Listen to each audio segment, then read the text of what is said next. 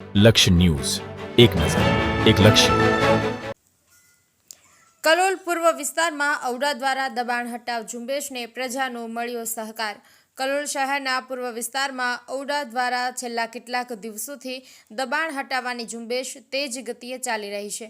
શહેરના માર્ગો વિસ્તૃત થયા, ટ્રાફિકનો બોજ ઓછો થાય અને ભાવિ વિકાસની કામગીરી સફળતાથી થઈ શકે તે હેતુસર પ્રશાસન દબાણ મુક્ત અભિયાનમાં સમગ્ર તાકીદ સાથે કાર્યરત છે. વિશેષ વાત એ છે કે આ ઝુંબેશને સામાન્ય નાગરિકો, વેપારીઓ અને રહીશો તરફથી મળી રહેલો સહકાર પ્રશંસનીય છે. ગોલ્ડન સ્કૂલ નજીકના વેપારીઓમાં ખાસ કરીને પાર્લર અને નાના વ્યવસાય ધરાવતા લોકોએ દબાણ ઊભું કરેલું વધારાનું સ્ટ્રક્ચર સ્વયં રીતે તોડી દૂર કર્યું હતું. વેપારીઓએ જણાવ્યું કે સરકાર અને ઔડાનું કામ વિકાસ માટે જ છે, તેથી જનહિતને પ્રાથમિકતા આપવી જોઈએ. અજાણતા કે અવગણનામાં બનેલું દબાણ દૂર કરીને શહેર સુંદર બને તે નાગરિકતાની જવાબદારી છે. મુક્તિધામથી માર્કેટયાર્ડ સુધીના મુખ્ય માર્ગ પર આવેલા કેટલાક રહેણાંક સોસાયટીઓ અને વ્યક્તિગત મકાન માલિકોએ દબાણ હટાવવાની કામગીરી પોતે જ આગળ આવી સહકાર આપ્યો.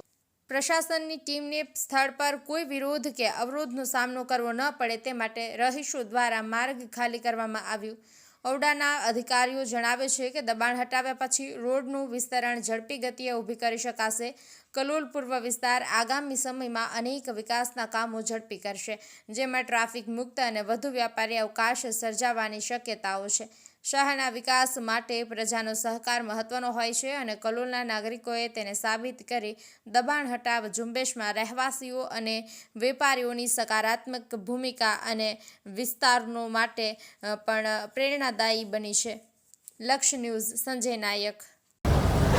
21 તારીખે નોટિસ મારી ગયા ઔડાવાળા, એટલે અમે અમારી ફરજ સમજીને અમે 15 વર્ષથી આ દુકાન ચલાવીએ છીએ. બંને ભાઈઓ, અમારી પાકી દુકાન છે. બંને ભાઈઓ આ દુકાન અમે ખોલી રહ્યા છે અને કોઈ જાતની અગવડ ના પડે એ પ્રમાણે અમે આ દુકાનનું ટોટલી દબાણ અમે દૂર કરી દઈએ છીએ.